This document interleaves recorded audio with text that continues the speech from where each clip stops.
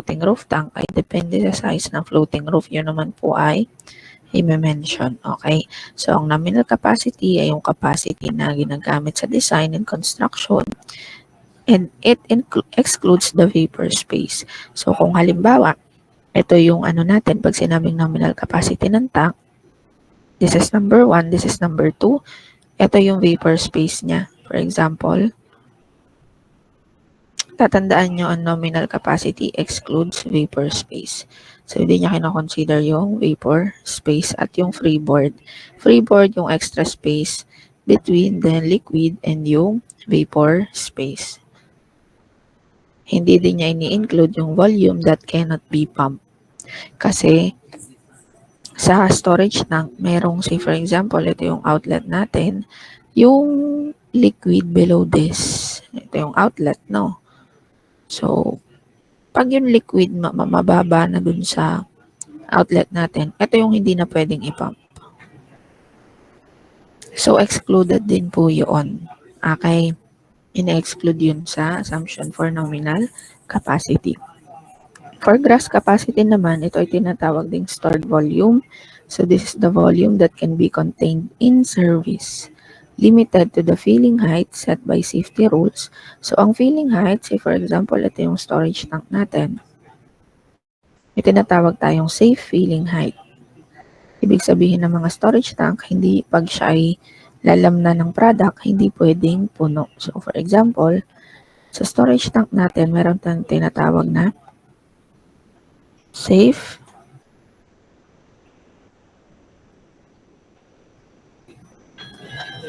filling height. Okay? Ang safe filling height ay depende sa design. But anyway, kung for example, ito yung safe filling height natin, ito lang.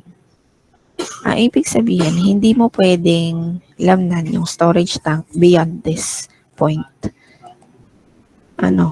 Hindi mo pwedeng lamnan ng storage tank beyond this point. Hanggang dito lang yung limit mo for product. Okay? So, kung ang gross capacity natin ay nagsisimula dito sa safe filling height hanggang sa bottom of the tank. Okay? Safe filling height hanggang sa bottom of the tank. Yun yung gross capacity. Kaya siya stored volume. Ibig sabihin, ito lang yung amount ng volume or liquid na kayang store ng storage tank considering yung safe filling height. For fixed roof tank, the height is below the roof to leave vapor space and avoid overflow. For floating roof tank naman, liquid level at which roof floats without binding. So, kung sa floating roof naman, ang safe filling height naman ay may limit din siya, no? Meron din siyang certain safe filling height. Ayan. Hindi pwedeng umangat dito, di ba? Halimbawa, ito yung floating roof natin. Hindi pwedeng lumampas dito sa level na to yung floating roof. At ang measurement naman for floating roof tank ay magsisimula dito sa level ng roof hanggang sa bottom. Ito. For fixed roof, ito siya. Naintindihan, class? Okay po. So, ang nominal design ay ginagamit sa design and construction. Ang gross capacity ay ginagamit for planning. Halimbawa ay for planning kung until what volume of product can be stored in that certain tank. And also for compliance. Kasi ang purpose ng safe filling height is to avoid incidents such as overflow, leak, or spills. Yung overflow, leak, or spills, na-mention na naman natin na it could lead to incidents such as fire incidents. It also has a significant effect sa environment at sa health ng workers. Okay, next one is this net capacity. Ano naman ang net capacity? Ang net capacity is the net pumpable volume. Okay? Ang sabi, it extends from the top of the pump out nozzle to the filling height and excludes the hill below the nozzle. Okay? So, paano po ang ng gross capacity po natin? So, kung ito-drawing po natin siya, kung ito yung tangke natin, okay, say for fixed roof tank, Kung ito yung tangke natin, ito yung safe filling height. This is the safe filling height. Okay? Ang nominal capacity natin ay simula dito sa bottom hanggang dito. So, this is the nominal capacity. Okay? This is the nominal capacity. Samantalang, yun namang gross capacity natin ay tama pala. Ang gross capacity natin ay simula sa bottom of the tank hanggang dito sa safe filling height. So, ito si gross capacity. Okay? Yan si gross capacity. And then, si net capacity na naman is the net pumpable capacity. So, ang net capacity ay nakadepende kung nasaan ang location ng outlet nozzle. Kunyari, ito yung outlet nozzle natin. Ito. No, dito nalabas yung fluid. Okay? So, ang outlet nozzle natin, kung nandito sa level na to si outlet nozzle, ang net capacity ay simula daw sa top of the pump out nozzle, top ng pump out nozzle, hanggang safe filling height. Simula dito sa top ng nozzle, this is the nozzle, okay? Yung nilalabasan ng product. Simula dito sa top ng nozzle hanggang safe filling height, this is the net capacity. Naintindihan, class?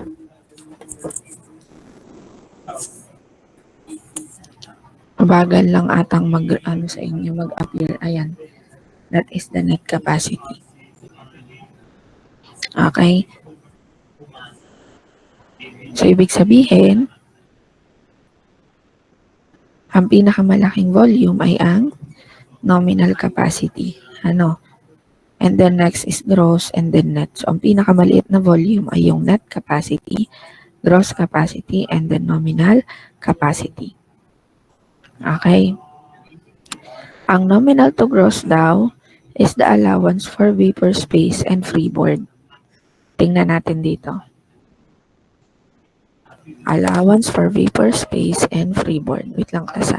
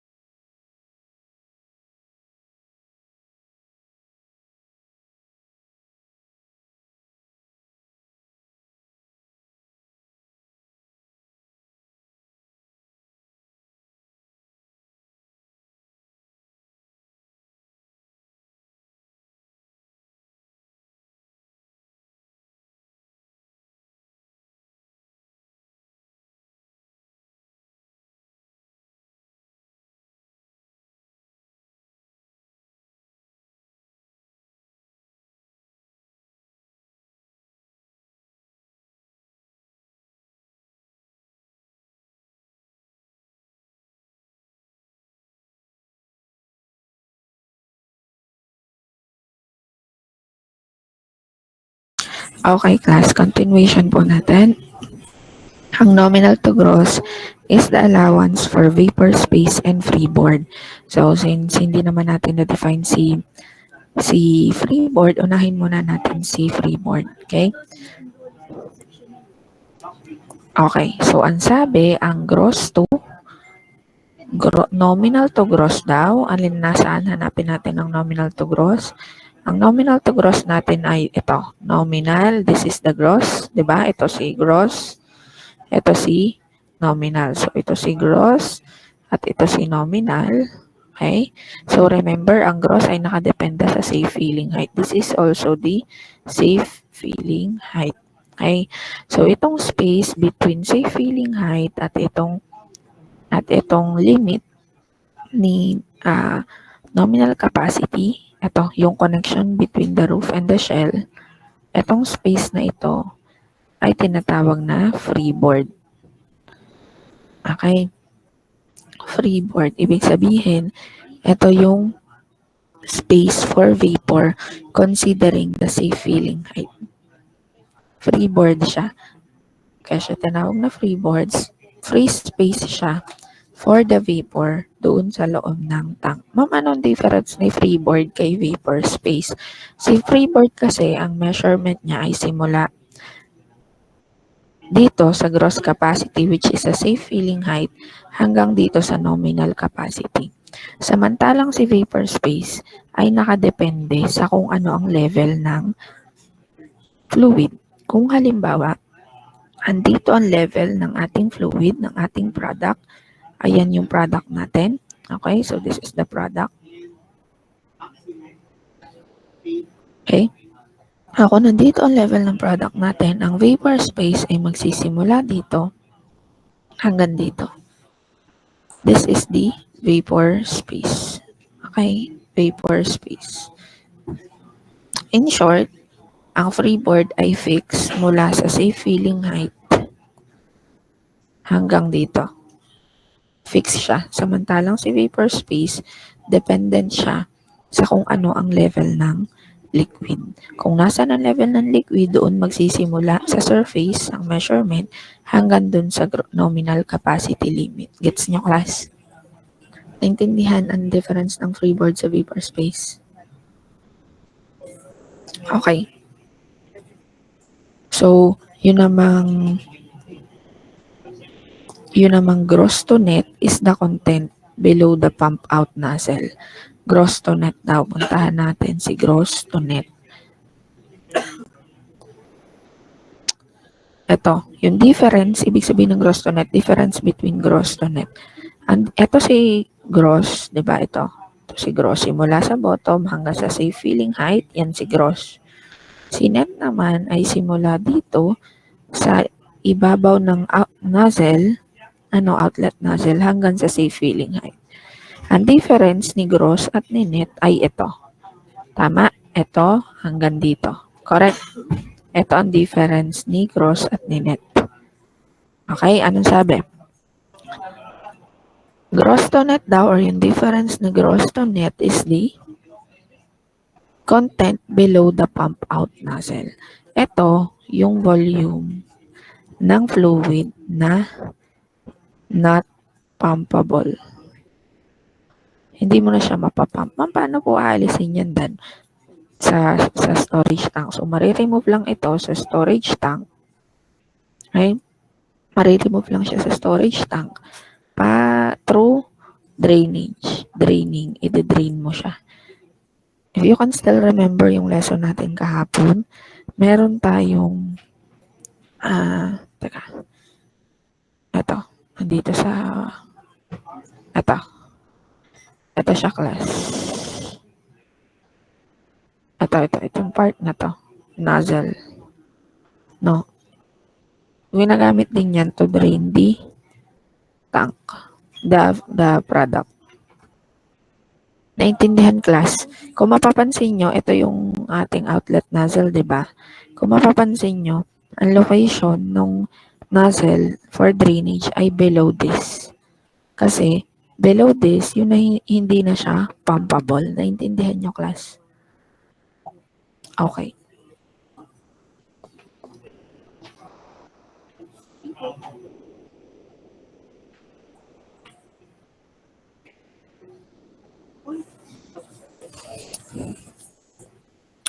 Okay, for the design consideration, so when designing storage tank, marami tayong kino-consider na ah, factors.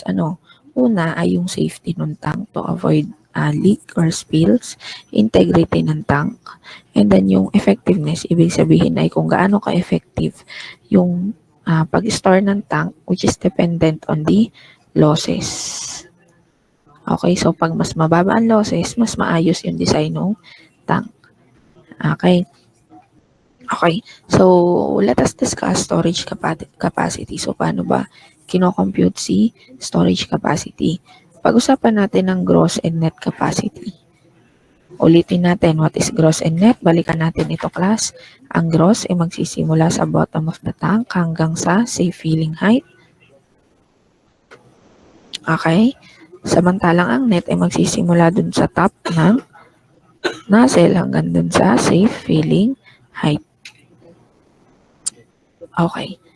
So, yung capacity ng vertical, ang consideration natin dito, class, assumption ay vertical siya lagi, ha? Cylindrical siya lagi. Tank follows from its geometry. Okay? Gross capacity is the cross-sectional area multiplied by the liquid height again.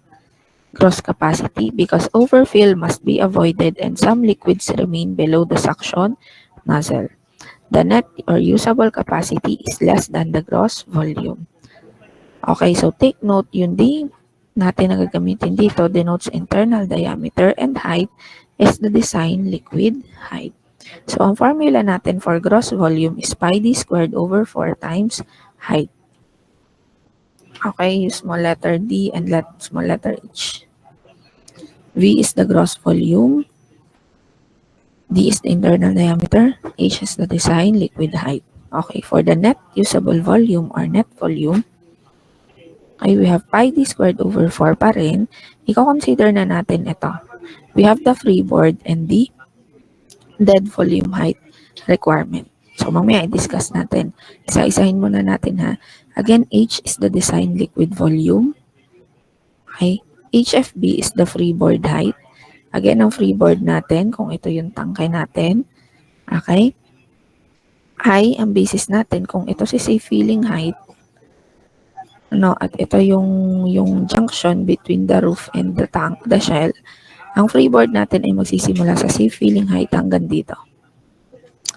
This is the freeboard. Okay.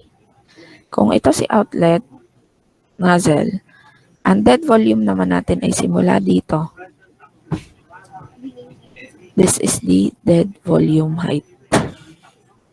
Naintindihan, class?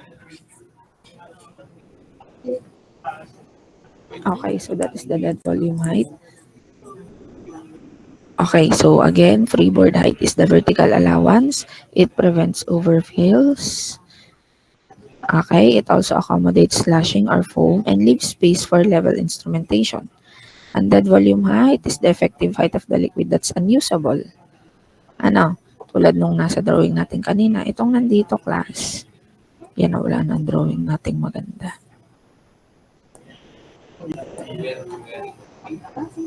Kung ito yung nozzle natin, this is the dead volume height. Ito yung unusable na. Hindi mo kasi usually nandito na yung mga sediments, may water na din dyan. Ayan. So, hydrostatic pressure, ang formula naman natin, tinedetermine din natin ang P, hydrostatic pressure. Ang hydrostatic pressure ay depende sa height ng liquid. Okay? Kasi yung liquid column daw natin imposes a pressure that increases linearly with depth. So, pagtaas ng volume ng tank, pagtaas din ng hydrostatic pressure on the shell. Okay? So, wait lang, class. Saglit lang.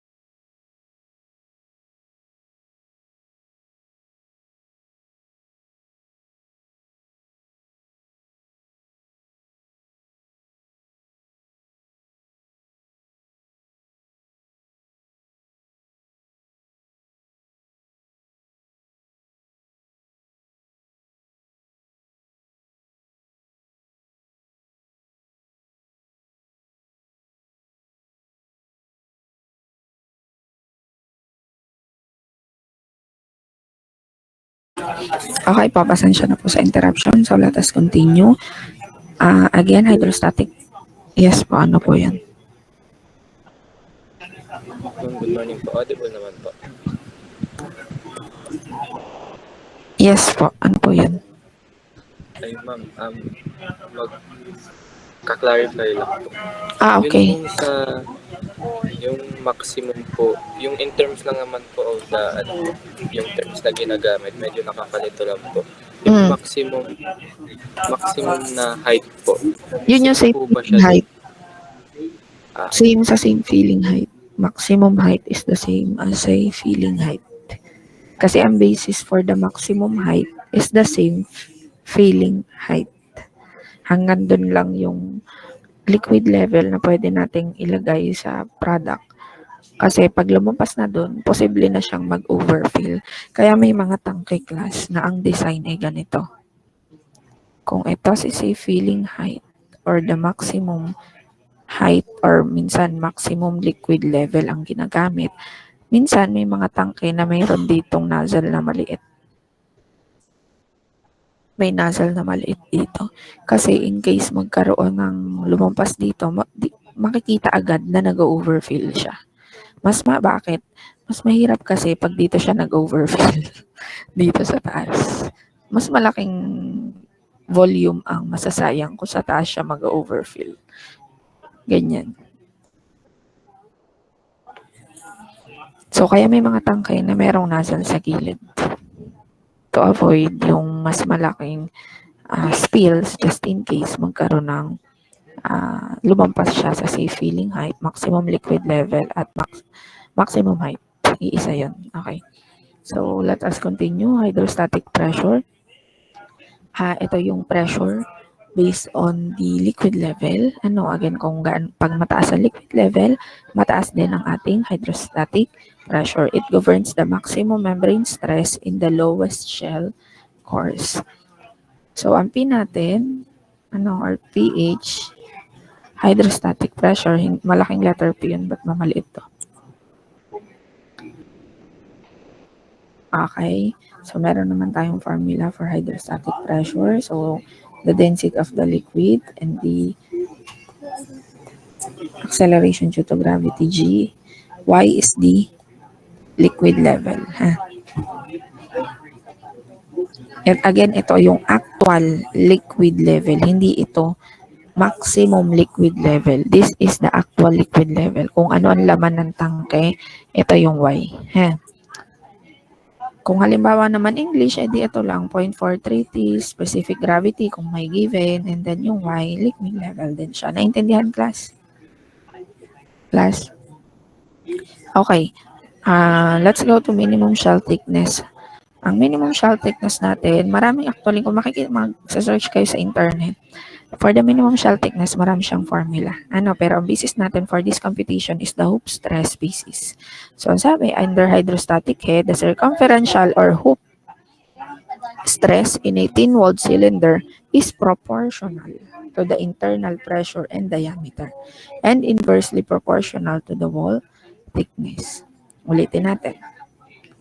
The circumferential hoop stress in a thin-walled cylinder is proportional to the internal pressure and diameter at inversely proportional siya sa wall thickness. This is for thin-walled cylinder, So, para ma-ensure natin na may enough strength or kakayanin nung shell, yung hydrostatic pressure inside the tank, kailangan nating i-calculate yung thickness ng shell. 'Di ba ang shell natin is made up, kaya siya, nakabuo tayo ng shell, tandaan nyo para siyang hollow blocks, no? So, ito ay metal sheet. So, para din siyang sa separator kung maaalala nyo. Okay? Kailangan nating i-compute yung thickness nung metal sheet neto. Ano ang thickness niya? To be able to withstand yung design pressure. Okay. Naintindihan, kailangan natin ding mag-include ng corrosion allowance. Ano po ang corrosion allowance? Ba't ba kailangan siyang i-include? Ang corrosion kasi, class, pag nagko-corrode ang isang metal, halimbawa ito yung metal sheet natin, no? Yan. Pag nagko-corrode kasi siya, syempre nagkakaroon ng erosion pero sa bubong natin. Pag nangangalawang, numinipis yung bubong, di ba? So, kaya tayo nagdadagdag ng corrosion allowance para just in case magkaroon ng corrosion, hindi agad-agad mababawasan itong minimum shell thickness natin. Kasi pag nabawasan itong shell thickness, ano ang makakompromise? Yung integrity ng tangke. Kasi maaaring hindi kayanin ng tangke yung pressure dahil kung mababawasan itong shell thickness. Naintindihan, class? Ito yung corrosion allowance. Kaya tayo nagdadagdag. Okay? So, dito, ito yung formula natin for thickness requirement. So, ang P natin dito is the hydrostatic pressure. And then we have the diameter divided by 2 times S. S here is the allowable stress. Katulad sa separator, usually given. E is the weld joint efficiency, again given. And corrosion allowance usually given. Okay? This is a screening relation only. So, this is for the sake of teaching you how to compute yung shell thickness. No, pero ang API 650, based on API 650 pa rin naman to. Pero kumbaga, yung actual sizing ay merong ibang formulang sinusunod. Okay. Okay, so next naman natin ay wind pressure, resultant force, and overturning moment. Wait lang class ah.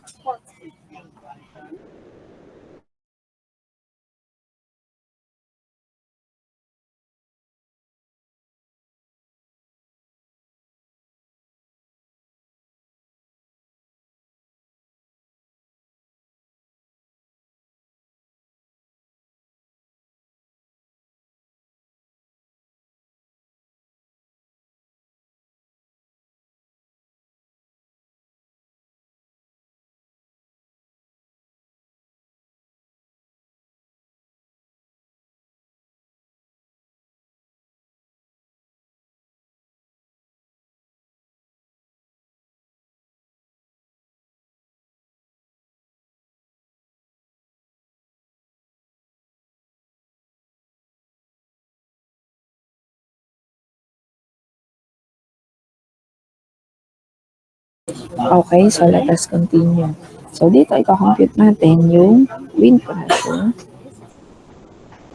contribution ng wind pressure, resultant force, and overturning moment. So, ang wind dito is considered as external pressure. Ang internal pressure sa tank ay nanggagaling sa liquid, di ba? Sa height na or volume ng liquid. Samantalang yung external pressure na kung saan nasa subject ang tank, isa doon ay ang wind. Okay? Wind is considered and treated as external pressure acting over the projected area of the shell. So kung halimbawa ito yung shell natin at mahangin, no, yung wind is considered as an external force.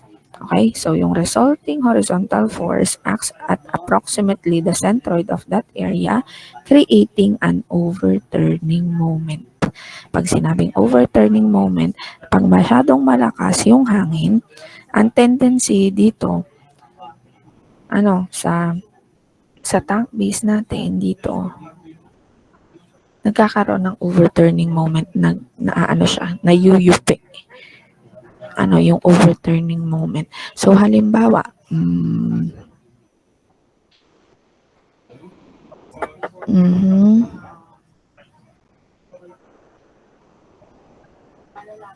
okay, ganito. Halimbawa, pag malakas yung hangin, di ba? Pag malakas yung hangin, mas malakas yung pressure. Okay? So, pag mas malakas ang pressure ng galing sa hangin, mas mataas na pressure na sa subject yung tank. Okay? So, ang tendency ng hangin is ipupush itong shell ng tanke. Ipupush niya. So, yung pushing na yon creates overturning na ikot. Parang para kang nag-UP ng Wait lang. Pakita ko sa inyo. Hirap kasing i-explain pagka nayuyup siya or nagtitilt siya. Wait lang. Nayuyup siya or nagtitilt siya. Yun ay depende sa ground Minsan nade-deform yung tangke, minsan naman ay ito, example.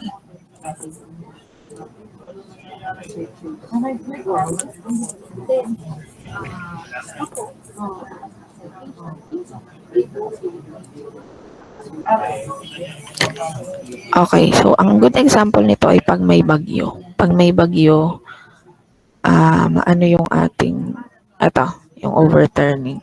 This one. Ayan. Ito na example na ito ay buckling ng tank inside the, buckling of tank in the island of Guam under hurricane noong 2002. So kung mapapansin nyo, nakatilt yung tangke. Hindi siya pantay sa ground. Kita nyo, deformed siya. Ito yung deformation. So yung ibig sabihin ng overturning. Naintindihan nyo, class? Yung iba po kaya. Okay. So malinaw yung overturning, ha? Okay. So balik tayo dun sa ating tayo sa ating present lecture notes.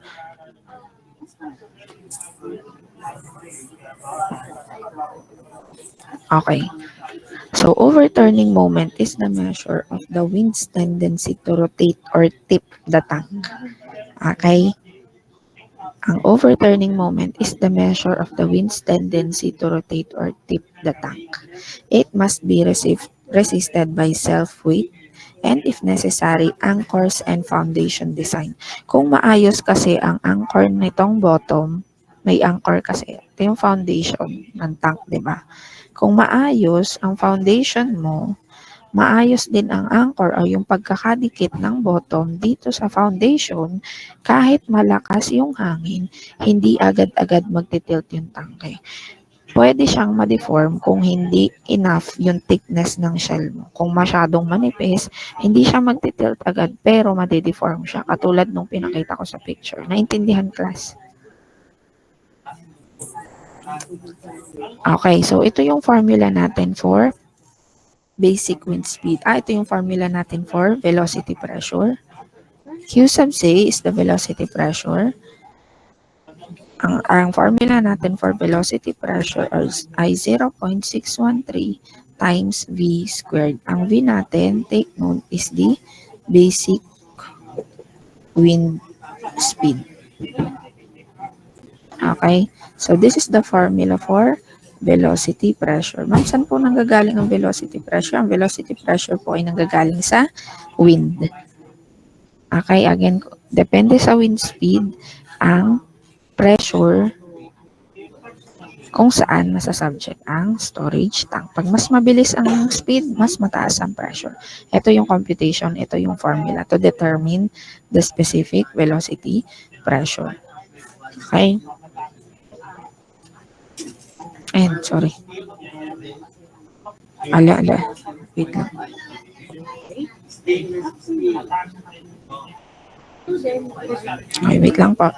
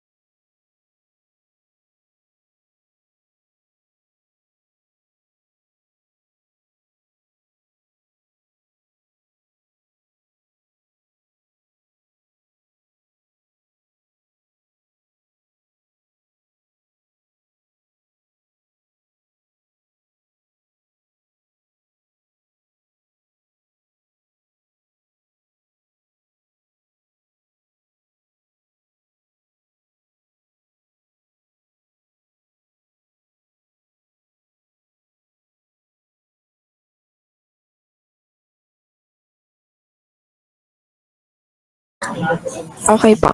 So, ito naman yung formula natin for velocity pressure pag English. So, ibang formula kasi iba yung constant doon sa SI. So, for velocity pressure, we have 0.00256. Again, ito is for English. Multiplied by K sub C. So, hindi ko na ilagay dyan kung ano yung K sub C. Pero ang K sub C dyan ay equivalent sa velocity pressure, exposure, coefficient. Velocity, pressure, exposure, coefficient. Ito yung nagre-represent kung nag-a-account ng variation sa height at kung gaano ka kino-consider din ito kung gaano ka or ano yung condition nung ground doon sa area. And then ang KCT natin is the topographic factor. Ang topographic factor ay depende sa location ng storage tank. Halimbawa, kung siya ay mataas ba yung location niya, siya ba ay nasa bundok, o kaya naman, halimbawa ay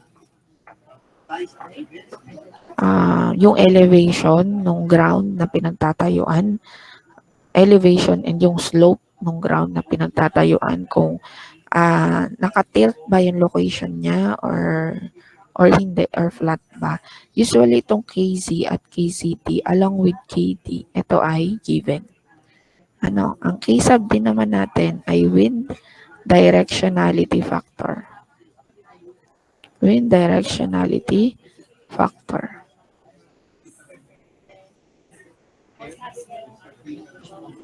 Okay? So, ang KC, KZT, at KDI given. Halos same lang din naman siya ng formula sa SI. Ang difference lang ay ito at saka itong mga factors na to. Pero, the point is, ang kailangan nyo is ma-determine itong V squared and then itong 0.0256. Yung V natin ay basic wind speed. Hindi yun volume, Basic wind speed in meters per second. So, pwede kang gamitin natin ay small letter V siguro para di kayo malito. Small letter V na lang for wind speed. Ganon din dun sa kabila. Gawin natin itong small letter V kasi baka akalain nyo ito ay volume. It should be small letter V. Okay. So, ang next formula natin ay resultant wind force. So, for the resultant wind force, we have yung FW natin dito is the resultant wind force. Okay. C sub F natin is the force coefficient. Okay. So, this is the force coefficient. And of course, yung Q sub J natin ay velocity pressure. Kalimutan ko palang lagyan ng Meron bang unit? Walang unit. Ang Q sub Z natin, again, is the velocity pressure. Ang unit nito is kilonewton per meter squared. Okay? Kilonewton per meter squared. And then, ang V natin, or yung ating basic wind speed, baka kasi inyong malito kayo, small letter V, ang wind speed natin is equivalent sa meters per second. Okay. Basic wind speed. And for the resultant force, ang FW natin is given at a unit of kilonewton, or pag English ay the pound force. Okay? And then for C sub F, coefficient siya, so wala siyang unit. Again, itong Q sub Z or velocity pressure natin is kilonewton per meter squared or pound per square force. Yan. And then, ang next natin ay itong AREF. Ang AREF natin is the reference or projected area. Okay? Reference or projected area. May formula itong reference natin. Hindi ko na ilagay dyan. Kulang pala. Sulat nyo na lang ha. Ang formula for reference projected area ay equivalent sa tank diameter. Take note ha. Tank diameter multiplied by the height of shell. Please take note. Reference or projected area is equivalent to tank diameter multiplied by the height of the shell. May question po dito sa resultant wind force.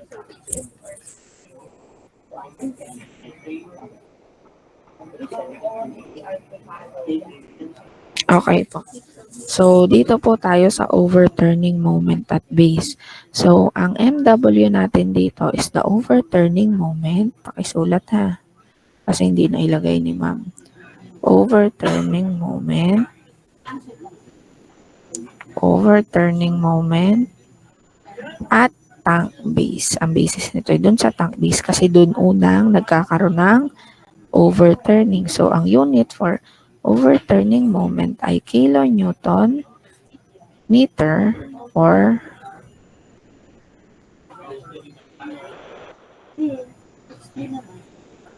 pound force feet. Ang FW natin dito class sa formula ay equivalent sa resultant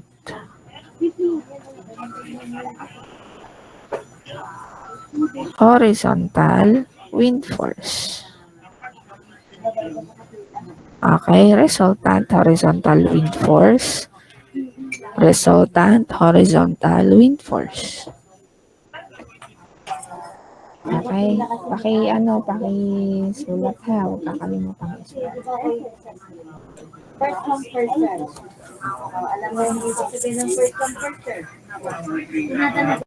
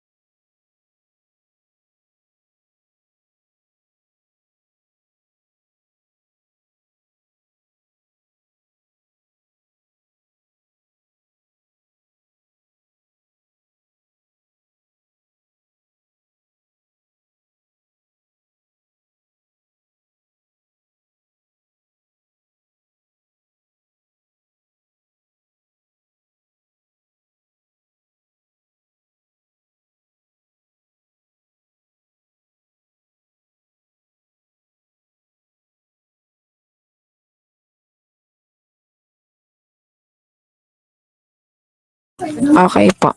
So, yung again, ang FW natin is itong unit natin, KN per or pound force.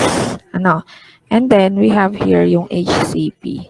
Ang HCP natin, wait, dito ko isusulat para mas madali nyong makita. HCP is the height. HCP is yung height natin to the centroid pressure. Kaya siya tinawag na HCP, height to the centroid pressure. Basically kasi sa tank, pag magko-compute tayo, syempre pag meron wind force, okay? So instead of calculating pressure for every area in the tank, nag-assume tayo ng centroid of pressure which is located doon sa base ng tank. Okay? Dito siya ina-assume. So kaya, meron tayong HCP. Ang ibig sabihin, ito yung resultant wind force or yung that will result to overturning moment. Itong kinocompute nating MW depending on a height. Kasi class, pagtaas ng height ng tank, pagtaas din ng possibility na magkaroon ng overturning moment. Kasi pagtaas ng height, pag less yung kanyang stability. So, pag mas parang building, no? Pag mas mataas yung building, mas prone siya sa, ganun din, sa overturning or yung pag-tilt. Pag mayroon mga natural disasters. Ayan, so again, ang HCP is the height at centroid pressure. So, ang HCP natin, height at centroid pressure. So, ang HCP natin, unit natin ay either meters or in feet. Okay? So, yun yung overturning moment, resultant wind force. Okay. So, let us talk about seismic action. For seismic action, ang kino-consider naman natin dito ay seismic activity, halimbawa ay paglindol. Ano-ano ang epekto ng seismic activity sa integrity ng tank. Sa design kasi ng tank, kino-consider din siya. Para in case magkaroon ng lindol, hindi agad-agad maapektuhan yung integrity ng tanke. Okay, so earthquake loading is represented by an equivalent base shear applied to an effective height that reflects both impulsive liquid mass, okay, and convective mass. So, ang impulsive liquid mass class, ito yung movement ng liquid with the shell. Pag lumilindol, di ba, pag halimbawa lumilindol, magmo-move or gagalaw yung shell, gagalaw din yung liquid. Ang convective mass naman, ito naman ay pag halimbawa nag-move or gumagalaw yung liquid, nagkakaroon ng sloshing. Parang pag inaano mo ang baso, nagkakaroon ng sloshing ng liquid, 'di ba? Since gumagalaw yung yung tank at yung liquid sa loob. Base shear is proportional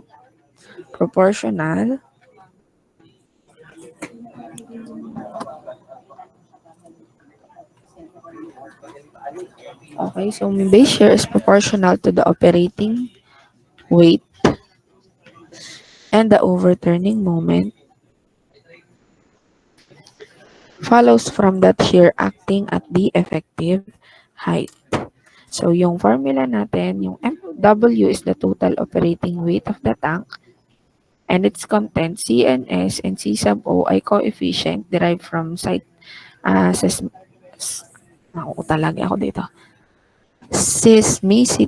Lagi nauutal. Soil class, yung C sub O. And importance, H sub is the effective height of action. So, to compute for the base shear, we have the formula C sub S times W, where C sub S is the coefficient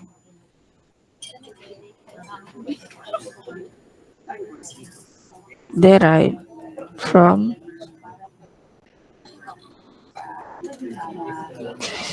seismicity, and then we have the W, total operating weight of the tank.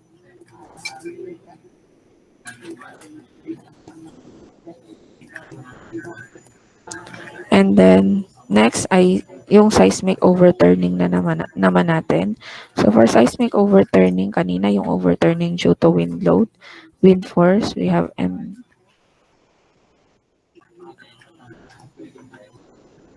seismic overturning.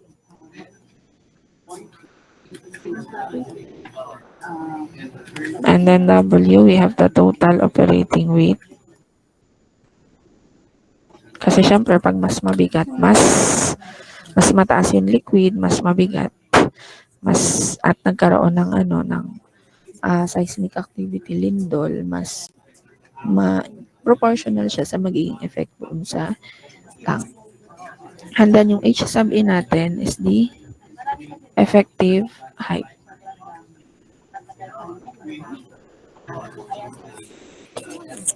Okay.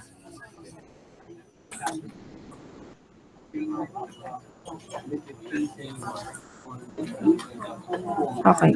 So, ang next naman natin ay corrosion allowance. So, ito yung last. Corrosion allowance, again, nagdadagdag tayo ng corrosion allowance para hindi mabawasan yung minimum shell thickness. Kasi pag nagkakaroon ng corrosion, expected na may metal loss due to erosion. So, ang formula natin for corrosion allowance, just in case hindi given, is itong R corrosion, and then yung L and yung F sub ENV. So, wait lang ha at ating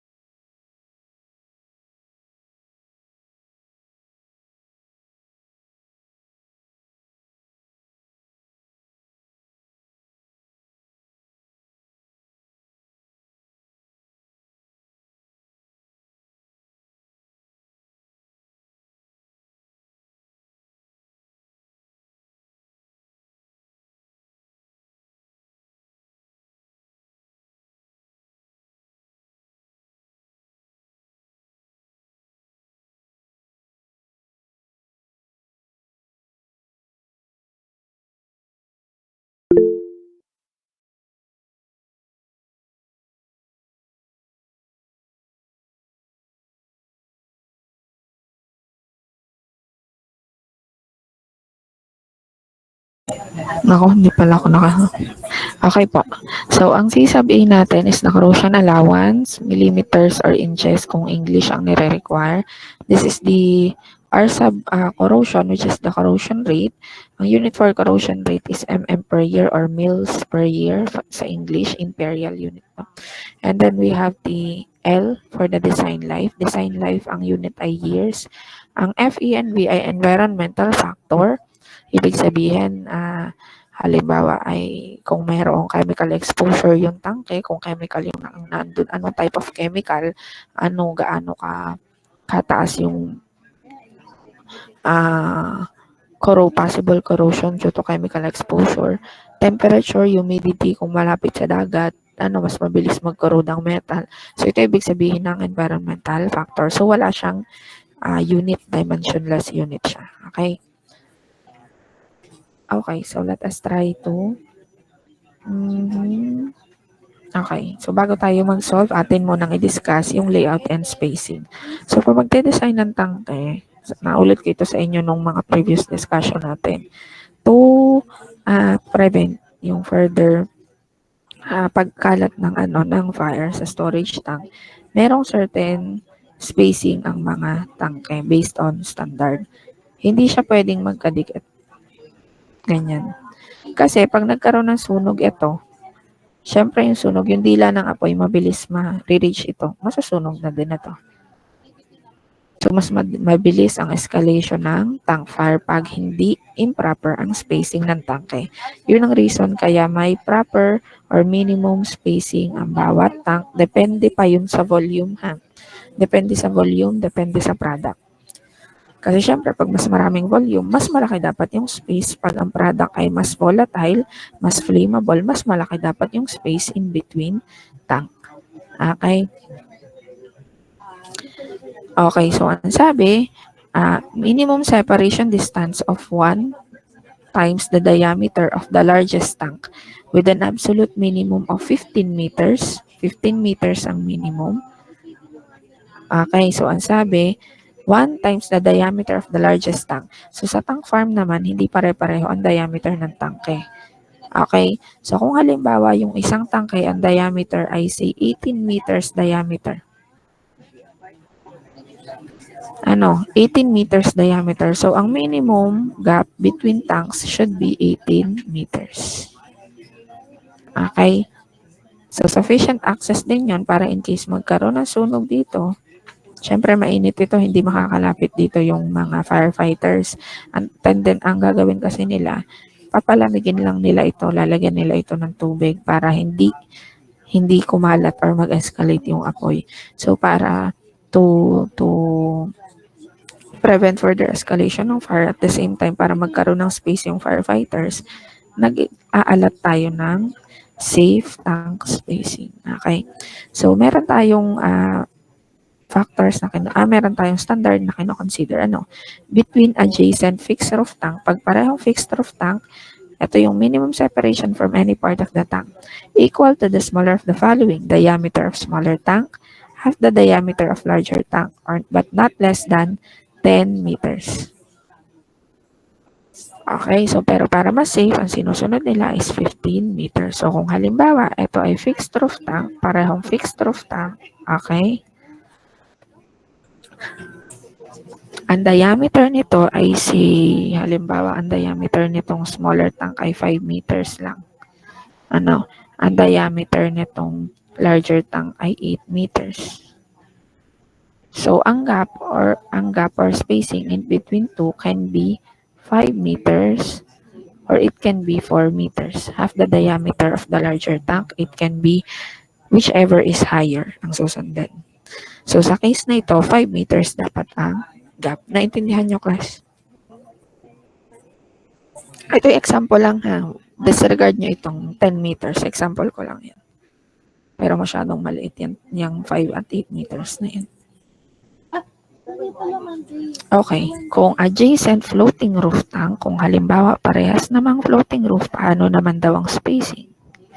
Okay, so parehong floating roof, ang sabi, okay, regardless kung kung ito ay floating, external or internal, basta floating roof, 10 meters for tank up to and including 45 meters diameter, 15 meters for tank over 45 meters diameter. So, kung halimbawa, kunyari, ang diameter ng larger tank, kunyari, ay 30 meters. Kunyari, itong isa ay 20 meters ang diameter. Okay? So, ang sabi, 10 meters for tank up to including 45 meters. So, since ito ay less than 45 meters, ang standard dito ay 10 meters. Practice. Pero kung halimbawa, ito ay 45 meters, itong isang tank, ito ay magiging 15 meters. Since 45 meters na ito. Sabi, over 45 meters. Hindi pala. Halimbawa, ito ay 50 meters, not 45. Instead of 45, ito ay 50. Kung ito ay 50 meters naman, ito ay magiging 15 meters ang gap. Naintindihan po? Kung halimbawa naman between floating and fixed roof, kung ang magkatabi ay floating and fixed roof, kung ito yung floating tank, ito yung fixed roof tank. Okay? Ang sabi, equal to the smaller of the following. Diameter of smaller tank.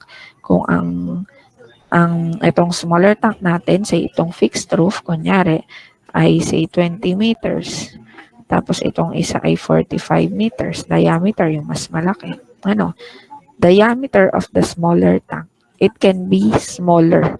Ano? Pero pwede din na exactly diameter, eksakto dun sa diameter. So, pwedeng ang gap natin dito can be 20. Pwede ang 20 meters. Ano? Diameter of the smaller tank, half the diameter of the larger tank. So, it can be 22.5 meters.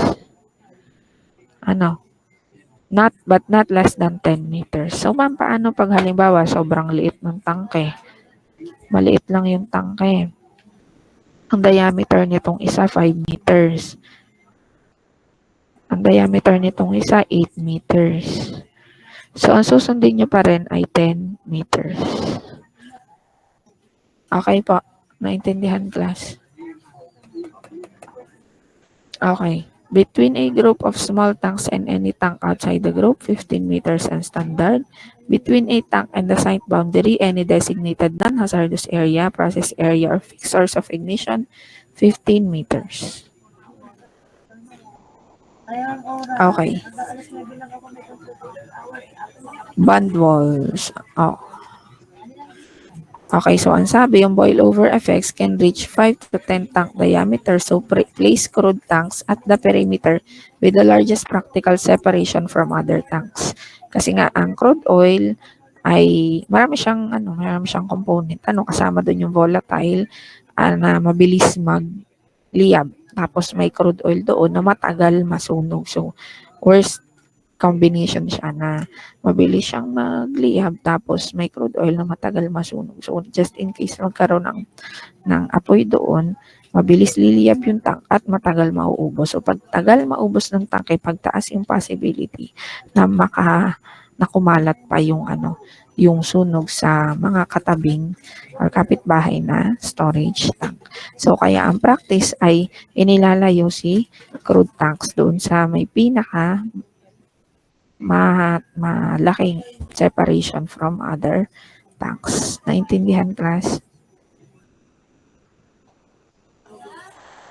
Naintindihan po, class. Win. Okay, next, band walls. So, ang band walls naman, okay, so band walls enclose above ground tanks with band walls positioned to allow firefighting access, provide screen and steps on the band. So, ang construction ng band wall ay concrete usually. So, meron tayong merong iba't ibang types. Construct bands of earth or concrete, fit earthen bands. Okay, so yung concrete makes them mas resistant siya sa hydrostatic and hydrodynamic load. Ang fit earthen bands naman ay water resistant. Ang band wall kasi natin, ang ibig sabihin ito, yung bakod sa mga storage lang. Na-discuss ko ito sa inyo kahapon. Ito siya. Sana yun? Ito, band wall. Ito yung band compound. Para just in case magkaroon ng leaks or spills. Kunyari, nagkaroon ng spills. Ito, makakontain lang yung spill dito sa loob ng band wall. Isa pa, ang purpose ng band wall is firefighter access. Para just in case magkaroon ng fire incident, doon dadaan sa band wall. Okay po. So, ang next po natin ay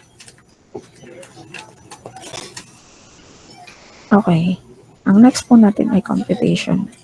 Calculation na po. Design problem na po tayo. So for this sample problem, we are tasked to design a vertical cylindrical storage tank for crude oil with a net usable capacity of 5,000 cubic meter may given na design liquid height of 16 meters, may freeboard height na 0.5 meters, may dead volume allowance height at 0.2 meters. We are asked to compute the diameter, the height, the gross and the net capacity, and then compute the hydrostatic pressure, required shell thickness to the bottom course of stress basis, wind resultant and overturning moment at seismic base shear, and also overturning moment. So, medyo madami ito, mahaba. So, naka-indicate po dito yung given. Again, we have the net volume at 5,000 cubic meters, height at 16 meters, freeboard height at 0.5, that volume, we are since crude oil, hindi ito nabanggit sa problem pero given ang density ng crude, 860, acceleration due to gravity, allowable stress, given din ito class ha. 150 MPa, weld efficiency na 1, corrosion rate na 0.1 millimeters per year, design life 20 years, environmental factor 1, basic wind speed given, so mas madali tayong makakapag-compute, shape coefficient given, seismic coefficient, given, seismic overturning moment, given, effective height, given, design liquid height, given. So, marami given dito kaya madali kayong makakapag-compute. Yun nga lang medyo mahaba yung solution. Okay, wait lang. Magpe-present ako ng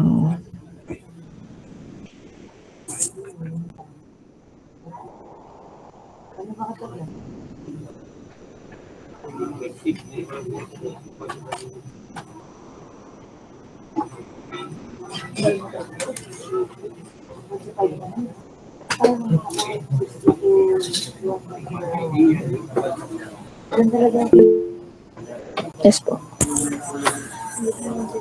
Ma'am, ask lang po ng question habang nagpe-present kayo. Yung sa regarding po sa corrosion allowance, kapag po yung corrosion rate ay naka mm per year, ang magiging unit po ng corrosion allowance ay mm. Kapag naman po mils per year, ano po yung magiging unit niya?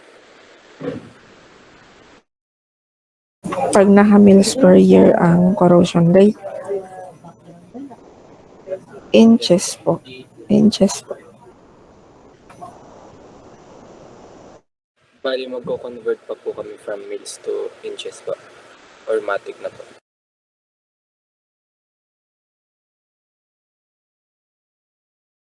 Hindi kasi ako masyadong gamit ng English kasi nagpapatagal siya.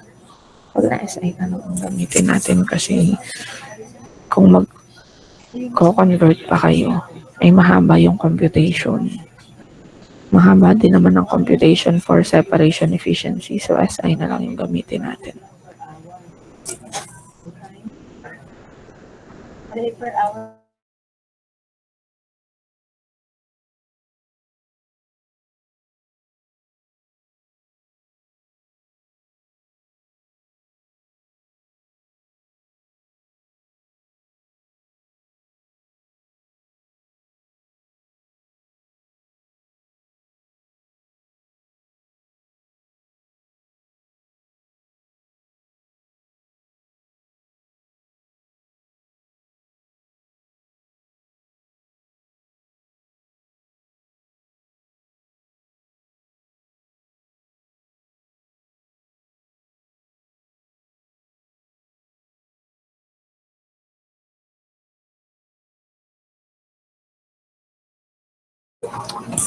Okay po, let's start.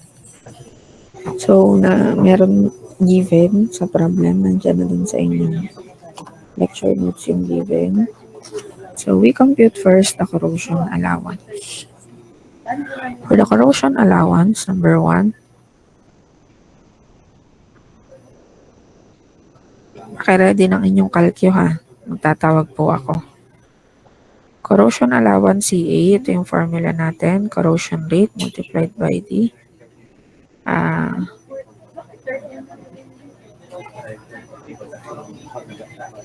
ano nga yung L natin? Ang L natin ay Design life po. design life. Yan. Design life at ang environmental factor natin ay 1. So, ito naman ay direct substitution lang given yung corrosion rate na 0.1 mm per year. Then we have 20 years of design life. And then 1 yung environmental factor. We have corrosion allowance of, wait lang, hindi pala nakapresent. Yes. Babaguhin ko. Kaya pala, parang iba nakapresent. What would be the corrosion allowance? Wait lang, re-record lang ako ng receipt. Di capacity, capacity inagaan.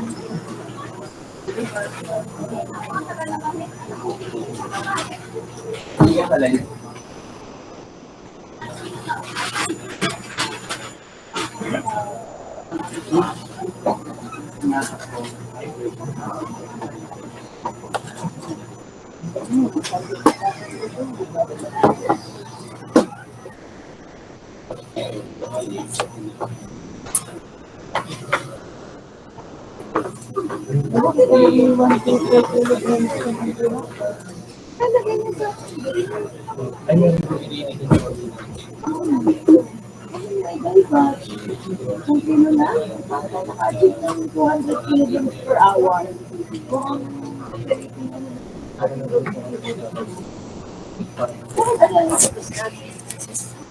Okay po. Tagal bago nag-load ng inyong attendance. For CA, any volunteer? Clarete. 20 po, ma'am. 20 ma'am.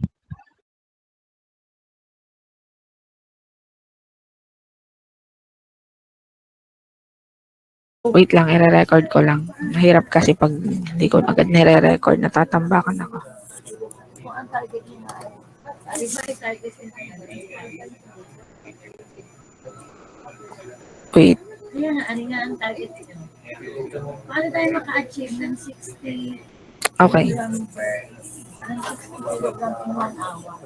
Ano ba katagal ang biyahe? Sabi mo, ano yung 45?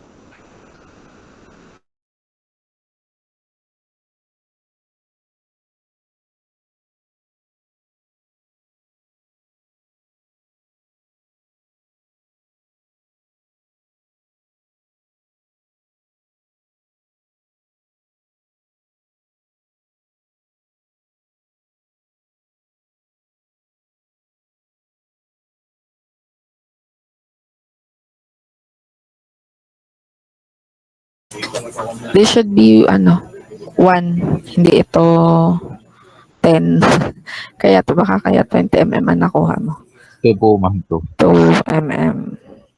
Wala lang yung period niya, ma'am. Okay, so we have 2 mm of corrosion allowance. The next one is the usable liquid height.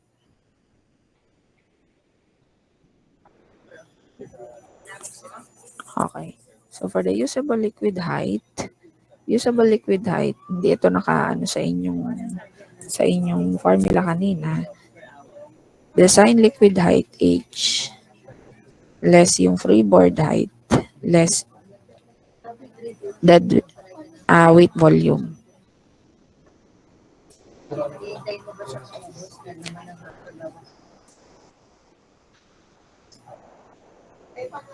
Saan ang galing ito? Sa definition natin ng design liquid height. Ang design liquid height ay equivalent sa usable plus freeboard plus HDV or dead volume. Kung iano natin siya, i-draw natin siya.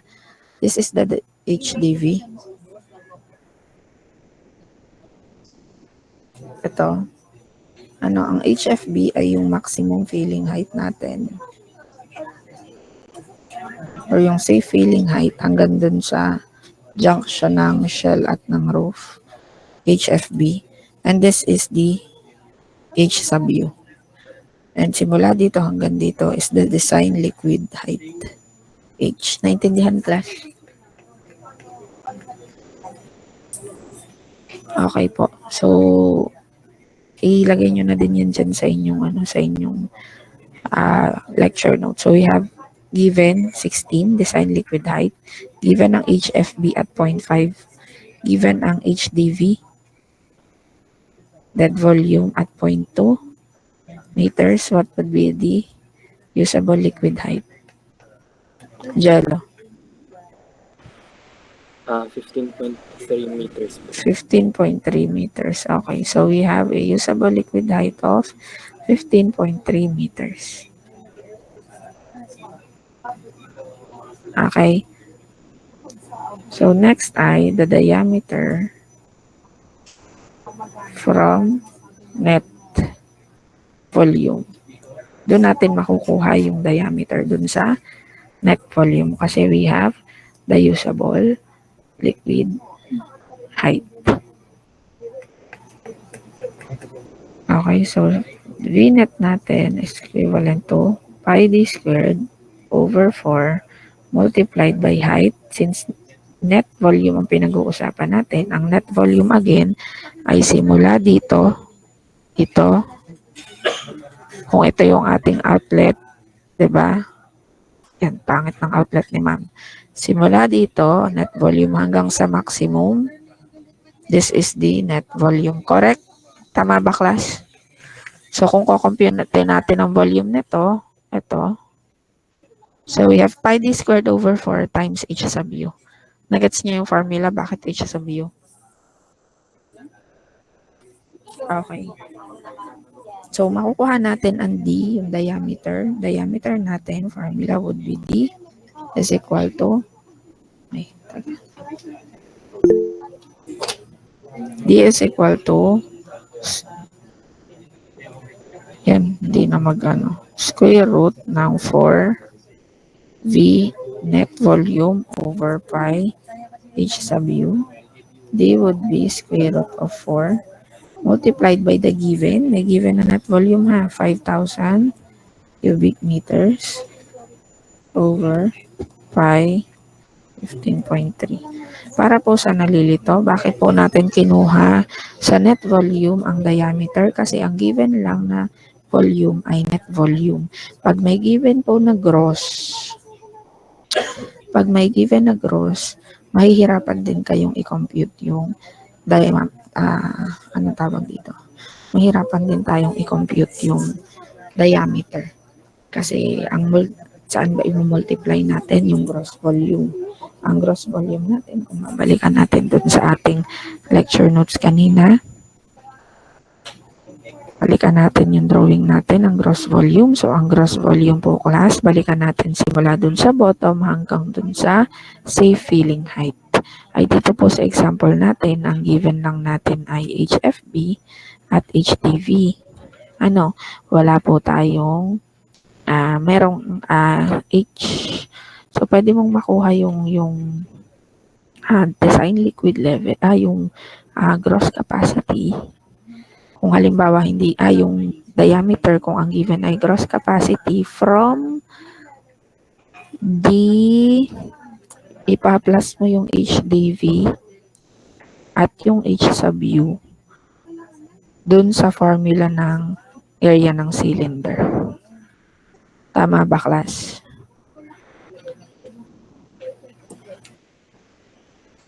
Yun ay para makuha mo yung gross. Pero kung given ang gross, makukuha mo ang diameter through magiging formula mo dyan ay square root ng 4 times V gross, yung given na gross volume, over pi. Ang H mo dito, instead of here, we have H sub u, this should be H sub u. H sub u, yan, hindi na pakilagay na lang, hindi na ako makapag-drawing dito sa baba. This should be H sub u. Yan. Ang gagamitin mo doon kung halimbawa ay gross ay hindi H sub u. Kasi ang gross ay mula dito hanggang dito. This is the V gross. This is the V net. Ang gross ay simula dito hanggang dito sa safe filling height. So, ano ang gagamitin mong pang-multiply dito kung ang given ay gross? In case, ang given ay gross, we have 4 multiplied by the gross volume. In case lang ha, sa ibang case ng problem, over pi times. Instead of h sub u, ano ang iaano mo dito? H sub u plus h dv. Correct? Ay, dv. Tama ba? Bakit po yun nung ginamit natin? Kasi consider mo HDV kasi ang gross ay simula dito sa bottom hanggang doon sa safe filling height. Ang height doon ay, ang HDV ay simula sa bottom hanggang dito.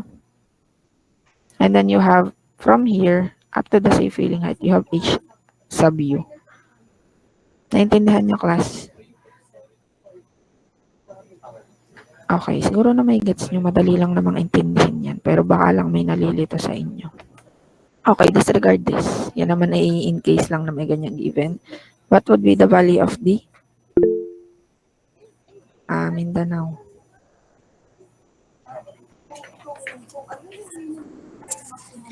Yes po. 20.398 meters. So we have a diameter or 20.4. Pwede na din ito. Ikaw yung ex. Okay na po. 20.398 meters.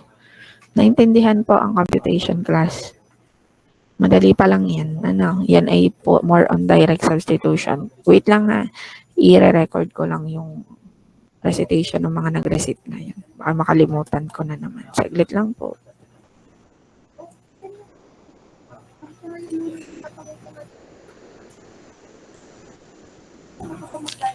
Okay na, sige. So, ang next po natin i-compute, na-compute na natin ang diameter ay the gross capacity. Hindi given yung gross sa case natin. So, yung V gross natin is equivalent to pi d squared over 4 multiplied by H total.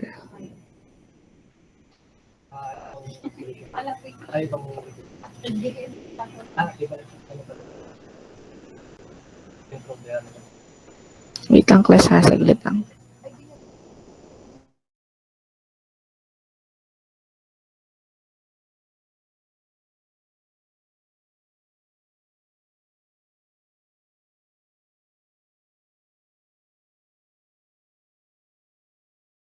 Kasi nakalimutan ko pala, baka makalimutan kong sabihin. Hanggang 9 AM lang tayo ngayon, kaya lang naghahabol kasi tayo. Sayang yung 1 hour. Pwede ko kayang i-meet bukas. Yung meron kasing performance testing ng 9 AM. May vacant time ba kayo bukas? Online lang din naman. Since online naman tayo. Sayang yung 9 to 10. May vacant time po kayo for tomorrow, 1 hour. Anong oras po kaya? Kasi bukas din yung makeup class ko sa ibang section. What time po? Para po ma-check ko. Nakalimutan kong sabihin kay Jelly. Anong oras po ang week? Magkakaiba ba kayo ng ng schedule or iisa lang naman? Class. Ma'am, free po kami ng 7 to 11 ng umaga. 7 to 8 may klase na ako.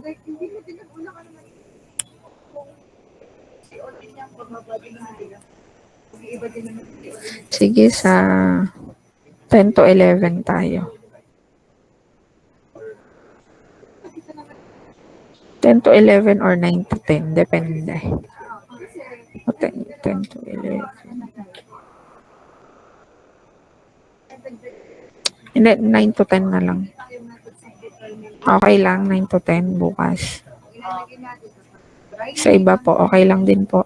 Paki-check din dun sa iba ha, baka may conflict. Para ma-adjust natin if ever may conflict.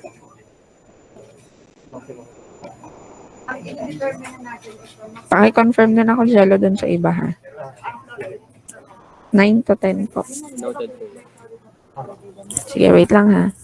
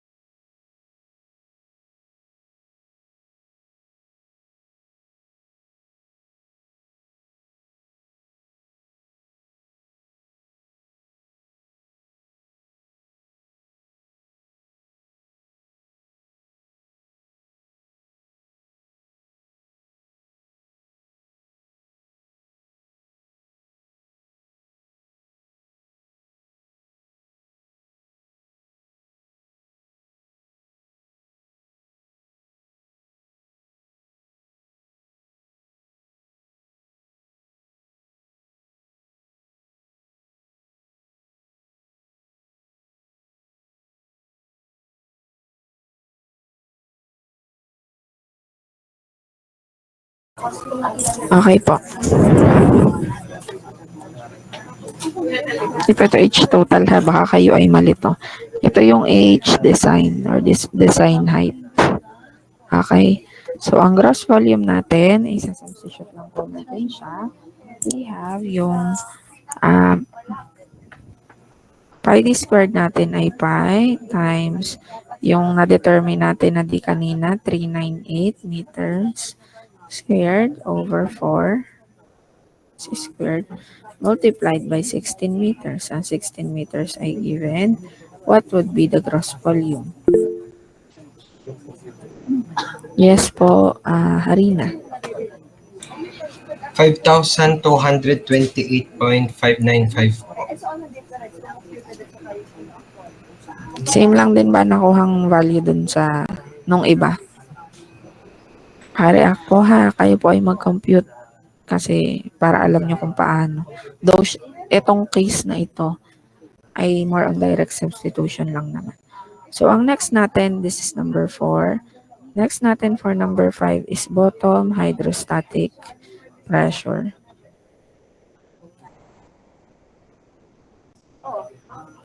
So, for bottom hydrostatic pressure, we have P is equal to rho GH.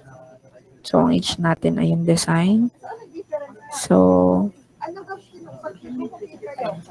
P natin is equals to yung given na 860 kilograms per cubic meter multiplied by 9.81 multiplied by 16. What would be the P sub H to hydrostatic pressure? P sub H value de Guzman. 134,985.6 po. 134,986. 85.6 po. 85.6. Pascal yan, di ba? So, we have the 134.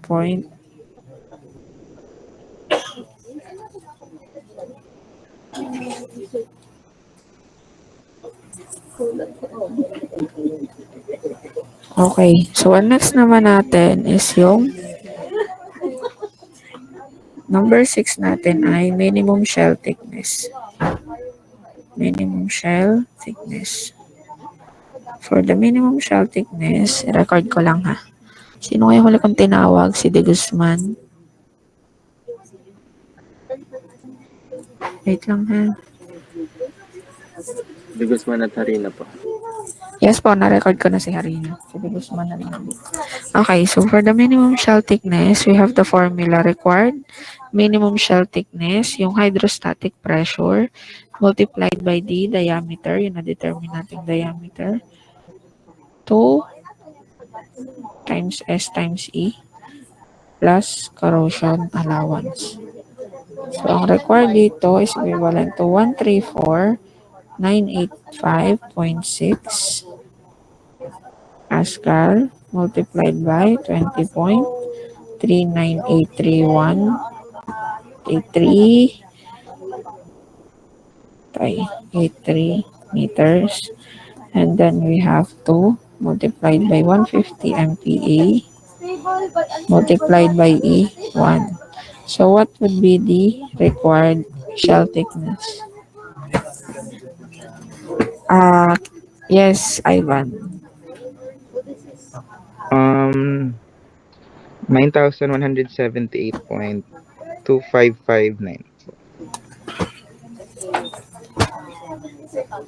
9,178.256. 256 po. Anong unit nito?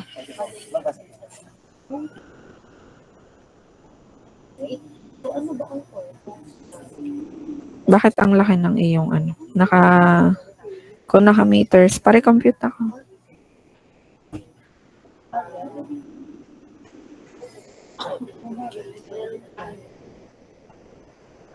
I-convert na into mm kasi naka-mm yung corrosion allowance. Di ba dapat naka 9.178 lang dapat?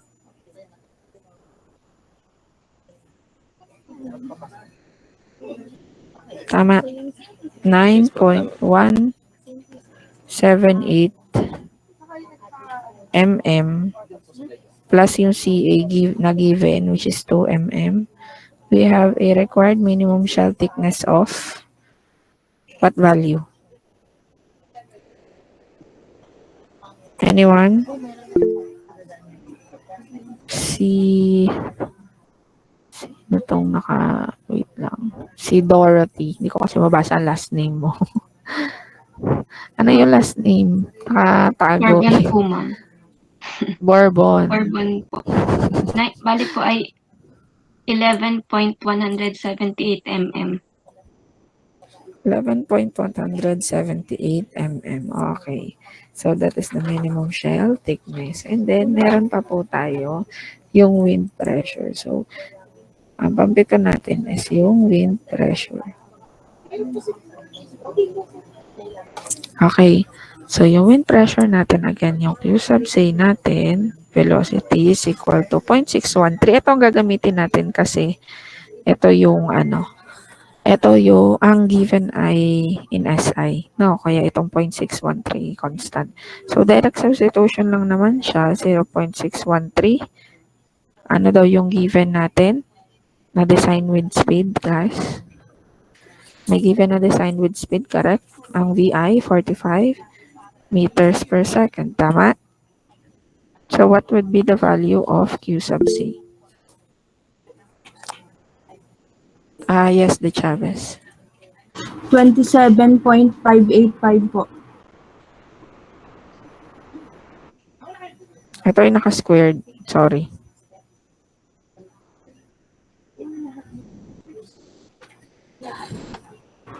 $760.9322 po.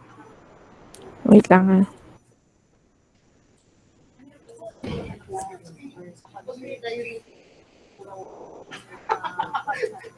Yung iba ba, yun din na nakuha? 1241.325 pala po. 124.325. Niisip ko, ano kaya ang in-input nito sa calcul niya? 1241.325 kPa. That is correct. Next. Direct sub lang tayo ha. Next ay resultant.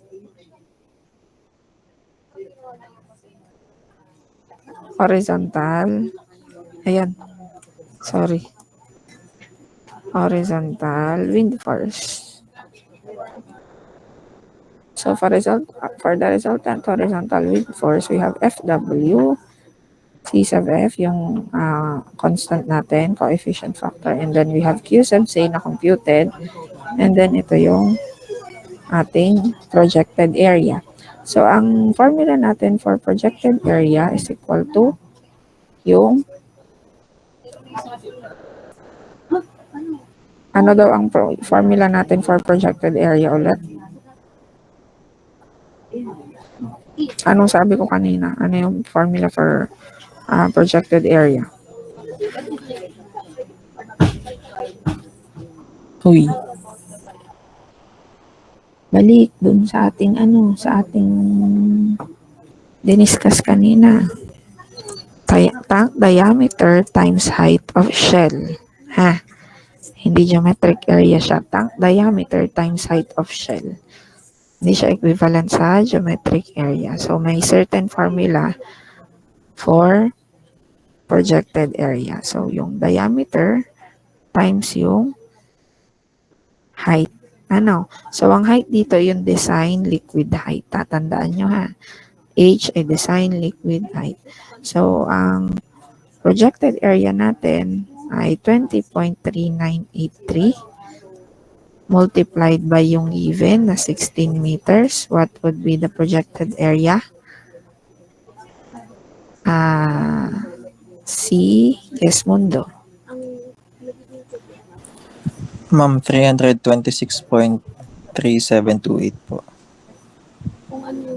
326.3728 meters squared.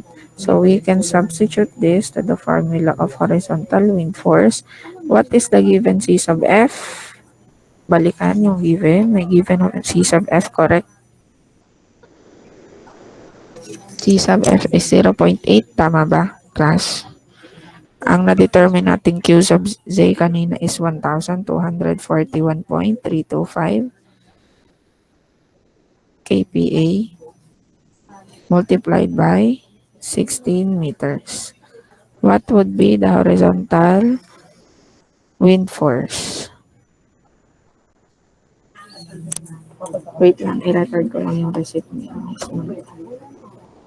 For the horizontal wind force, C, Gloria. 1588.96 po. Yeah, gagalit ang iyong aso. Wala akong narinig ini. Ang narinig ko lang ay tahol ng inyong aso. Gagalit, huwag ka daw umimik. 1588.96 po. Ah, mali pala. Bakit ba ang 16 meters ito? Tingnan niyo si Ma. Mali. Sorry naman. At gutom na. Pasensya na kayo. Gutom na ang nagtuturo. Hindi ito ito ay AREF. Projected area ito dapat.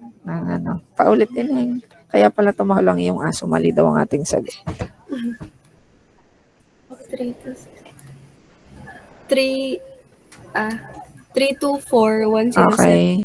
32410. 0.7728 po. Ganon din ba dun sa iba?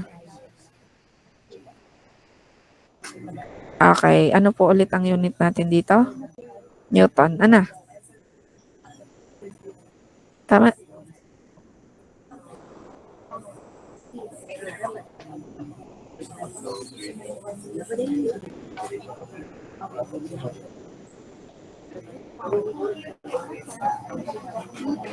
Okay po, class. 9 a.m. na po. Kailangan na po namin bumaba dun sa performance testing. Kung may clarification, bukas na lang natin i-review ha. At i-continue yung ating computation. Para po sa sa attendance, ilan ba kayo sa klase natin? Wait lang ha. So kayo ay